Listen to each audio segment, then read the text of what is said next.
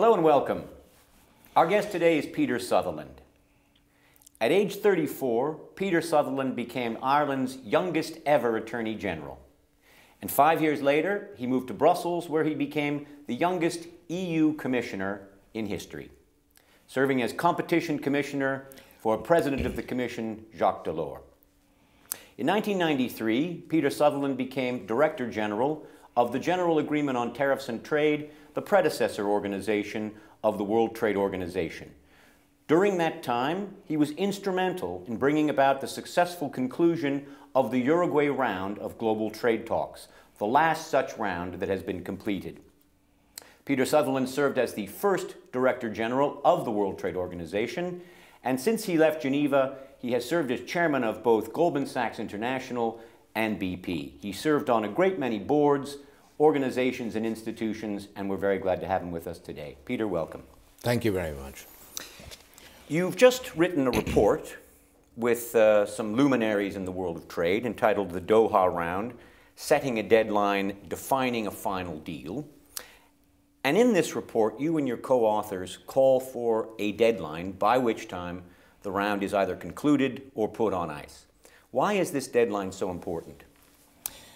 Well, first of all, let me say that the report to which you refer was commissioned by the heads of government of Britain, Germany, Turkey and Indonesia, which was an expression of their concern, because they asked that the report itself and the Doha part in particular of the report should be ready in the early part of this year, because they recognized that if the big impetus for putting the ball across the line was not achieved between the months of January and June of this year, that we were in real trouble in regard to the Doha Round. And indeed, in my opinion, for reasons I'll describe in a moment, the future of the multilateral trading system. Even though the Herculean efforts of my successor, Pascal Lamy, have brought things a very far distance. So we now find ourselves 10 years into a round, the longest period in the history of negotiation of rounds as we've had them in the GATT and the WTO. We still have no agreement, even though in 2008 we were within a whisker of delivering something that was very important for the global trading system and the global economy. Why has this happened? In the end of the day, the conclusion we reached, and it's explicitly expressed in the report itself, is that the political will in vital areas has simply been absent at head of government level. And the consequences of their failure to deliver what clearly has immense potential for the global economy gives rise to the fear that we could go into next year without a concluded agreement, in which case many would say that the round itself is doomed, because the American election will mean paralysis for a period of time, and that paralysis will remove the momentum to proceed with this round. I think it's a truly dangerous state of affairs, and I know that Pascal Lamy continues to push immense effort into concluding it. But there's only a small distance left to be travelled. And the fear is that multilateralism as an instrument for bringing countries together in voluntary agreements will be irrevocably damaged if this time they don't step up to the plate. No more rhetoric, specific action. You mentioned the absence of political will. Do you have reason to believe that although we have missed several deadlines in the past, that will can be summoned this time around, and indeed this deadline, 2011, can be met? During the course of the last couple of months, I've had the opportunity of speaking to a number of heads of government and important players. All expressed the desire to conclude the round. But there's nothing new in that.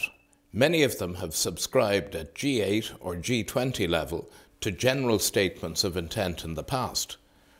The question is, are they going to get to grips with the detail to a sufficient degree to allow the negotiators the flexibility to conclude the round? Everybody wins from this agreement. It's an excessive word perhaps, but it is insane that this should be allowed to fail. Insane, because it is a lose-lose situation, particularly for developing countries, but also for developed, if they don't conclude the round. Now, what's on the table? You've said it's an enormous amount to be gained.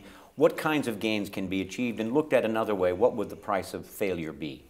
Well, on the gains are, I suppose, ultimately almost incalculable, because putting figures on market access is extremely difficult. We've seen figures of 360 billion as the minimum that could be expected from increased trade flows. If you add in trade facilitation and services and other issues, you could be up to 750 billion a year in additional flows. The effects on consumers and reduced costs and reduced expenses for them at a time of difficulty for many people around the world is considerable. The opportunities for least developed countries should be phenomenally important to their development. We talk about development, and we do little about it. This is something in an area of trade which can deliver concrete results for development, whilst at the same time helping the development of the developed economies themselves. And the figures are clear. There's been numerous research programs, some of which initiated in Geneva and some elsewhere. And they're all unambiguous about the fact that there is an enormous positive benefit here. Now, you've mentioned that this is in fact the longest running round that we've ever had. Yes. Longer by 2 years now than the Uruguay round. What is it about this negotiation that has proven so difficult? Well, I think part of it is momentum. I think the difficulty which we've always had, and we've had in the past in regard to trade rounds, is that as a subject, it is so complicated that it is difficult to attract the sort of public support that it deserves. And in a way, a fatigue has set in, a fatigue which has been induced by excessive promises by governments over a period of years, and business, which formerly proved to be the motor behind the development of rounds and the conclusion of rounds, has sort of switched off. I think this is tragic. They're reviving again because they see possibly the line is in front of them. But people are tired. Now, this is terribly dangerous. If you look at the history of multilateralism since the last war, there was an inspired period of building institutions to create a single world with less tension and less war. And the IMF and the World Bank were created in that early period. The remaining part that wasn't created was the one great achievement in institution building since. And when the WTO came into existence with its dispute settlement mechanism and so on, we created a brave new world which allowed us to accommodate the integration, for an example, of China into a rule-based global system. And I remember going to China at the time of its application and seeing the plans that they had to create a system within China which was no longer a command economy, a market-based economy based on rules. And in fact, if you go back in this building to their letter of application, it was an application which said, in direct and unambiguous terms, our system does not work. If we want to be a competitive force in the world, we need a market economy system based upon the principle that competition brings efficiency and innovation. And that's what they've done. They've done it on the basis of rules laid out for them and agreed by them in their accession to the WTO. If you remove that, and we go into the law of the jungle, bilateral agreements, with power being exerted particularly by the powerful against the weak, if we lose the most favoured nation principle, which allows for equality of rights across borders, then we are saying something which is extremely damaging to the future of mankind. I know that that sounds like a hyperbolic statement. It isn't. What we have here is a demonstration of countries working together with a legal system at its core. If you say goodbye to that, developing countries, some of whom are amongst the sinners in the current situation in terms of blocking this. They're insane. Now, 18 years ago, you helped to steer the Uruguay round to conclusion. And while the world is clearly a very different place today than it was then, many of the things that you've talked about that have been difficult with respect to this negotiation, the Doha round, these were things we were talking about back then. So, political will, for example, obstructionism on the part of a few key players. What lessons from 1993 and 1994 do you think could apply in this context today, or are things so radically different that we need to look at things in a different paradigm? Well, I think the deadline system worked in 1993. I think it did work, and I think it has to be used again because people are prepared to negotiate forever in this city. They will have a price to pay in history if they don't deliver this time, because they will be historically identifiable and it will be a failure of great importance. The other thing that I would say that was very important for me was the fact that at a particular point of time, I think I could identify 3 or 4 individuals in key positions in national teams who helped me get the ball across the line. I don't know whether they're here now, but they were when I was here. Just to take one as an example, and I'm not casting aspersions at his successor, but I had key people in the US and in Brazil, both of whom, as individuals, were committed to getting it across the line. I remember the first time I met Mickey Cantor, and he asked me to do the job, and I said, "Why should I give up my life and everything else to do something that's already been going for 7 years and it's no likelihood of finishing?" And he said, we were in a restaurant in Brussels, and he said, "Look into my eyes." I looked into his eyes, and he said, "I'm going to say something now." He said, "I know that you don't make history by failing to make agreements. And I'm telling you that we're going to get an agreement." And I knew that he meant it. Yeah. And he said he was speaking on behalf of his boss, and I knew he meant that. I just felt it in my bones. I didn't know the guy, but he did. And I rang him once, I remember, from South Africa, and after using, I'm sure, very undiplomatic language over the wires about something in the round, I said, "Do you remember that promise you gave? Well, now's the time to bloody well deliver." Yeah. And they did deliver. It really does come down in some cases to personality. Lampreia was the same for Brazil. He became foreign ministry, he was chief negotiator here. I knew he wanted it. We used to have lunch here on our own. Yeah. He wanted it because he knew it was important for Brazil. Personalities really are important. They are vital. If you've got one wrecker in a vital position, I'm sure he isn't. But if Obama was a wrecker, you wouldn't get around, obviously. Yeah. But he isn't. Yeah. And I believe that the signals given at the last G20 meeting were positive by him. And I take that at his word, because the United States, in the end of the day, has driven every round that has succeeded to a conclusion. Europe has always been broadly in favour of free trade because its trade figures clearly suggest it's a necessity. The United States is key. Let's stay with the Uruguay round for a minute or two. Yeah. At the time, what was being discussed, the enhanced dispute settlement system, inclusion of services, intellectual property, this was all new. Yeah. When you were sitting back in Marrakesh and you had seen this fantastic thing come together, did you imagine it would evolve the way that it has? I think it's been an even greater success than I imagined it would be. I always felt, because my own background is a constitutional lawyer, and I always believed, like Jean Monnet, who is one of my great heroes, that creating an institutionalized legal system was key to creating an institution that would survive.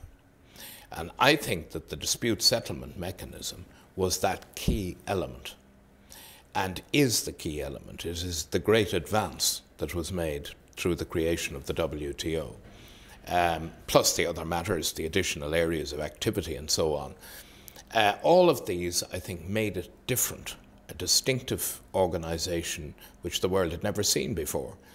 And I remember before the passage of the round through Congress, I remember receiving a phone call from the White House about concerns that the bill wouldn't pass, which was a bit of a shock to me because we'd had one hell of a hoolie in Marrakesh celebrating, with the Vice President there, celebrating the signing of the treaty. Right. And everybody else had ratified. Yeah. The US still hadn't put it through Congress. Right. And I remember turning up and I was told that the Republicans were key, and I met Newt Gingrich. And Newt Gingrich, with the sort of rushed way that he has, sat me down in a room and he said, okay, he said, I've got two problems. One is agriculture, two is sovereignty. Which do you want to deal with first? Well, I said agriculture, which was easily, I think, dealt with. And then I said on sovereignty, sovereignty stopped the US from creating the ITO in the late 40s. Right. Sovereignty is not an issue that you should be concerned about here. Because in the end of the day, I drew the distinction between the European Union and the WTO. In the European Union, national courts can be invoked to support agreements, international agreements, against their own government. That's a degree of supranationalism which is beyond what we have asked for. But what we have done is we want enough of a system to make sure that there are sanctions in trade if you don't comply with decisions by the adjudicating body. So it's not as bad an interference with national sovereignty as the European Union, but it is a major step forward and you should go with it. And he said at the end of the interview, he said, we'll be with you. And they were. And it went over the line, and that was key. Yep. Yep. Well, parliaments, this is something which people don't appreciate fully, is that parliaments have to ratify everything that we do here into international law. Absolutely. Which is among the complicating factors in any of these negotiations. Absolutely. In retrospect, would you have done anything differently with respect to the Uruguay round? Well, some people say I was a bit of a bully at times, and I think they do. I think they do. I think they do. I hope I did it with a smile on my face, but I don't think I would. I was very lucky because as I say, I had the right people in the right places, and I think that at the end of the day is key. People talk about the inexorable course of history. It meant that it had to happen, or it didn't want to. It wouldn't happen. In the end of the day, when you're involved in these things, as you know, it does come down to individuals. Yeah. If you have a terrible minister for trade who's feeding the most awful bile into the ear of his prime minister, you're going to be in trouble. Mm. And you have to get them right at a split-most second in time when an agreement comes together. Whether we have that constellation today remains to be seen. We certainly have a Director-General we can be proud of. Let's see whether we have ministers that we can be proud of too. Let's look forward a little bit. In 2005, you chaired another group that produced a report for then Director-General Supachai, in which you looked at how the organization could be reformed. Now, that was 11 years ago. Things have moved on a bit. How would you supplement your 2005 report today? What things would you look at? Would you change, alter, amend, etc.? Well, we're going to be given the opportunity, because in this report, the balance of the report, which we hope to have concluded by June at the latest, we will look at this.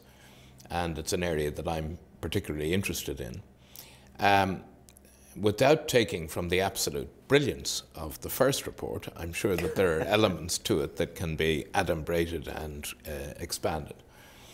I've always believed that the role of the Secretariat is the key.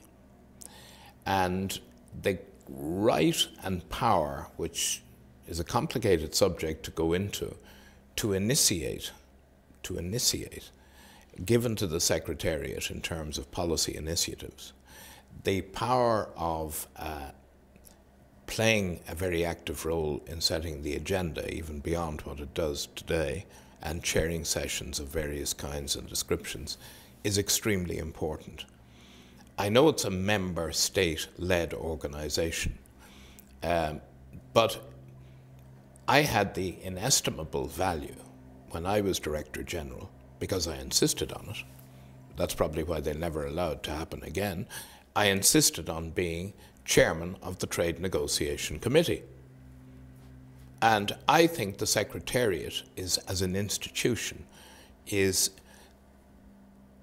the holder of the keys. It is the responsibility for keeping the system correct. And to do that, the powers and responsibility of the Secretariat, without going too far, because all agreements have to be reached by states, has to be enhanced. Peter Sutherland, many thanks for being with us, and thanks to you for watching.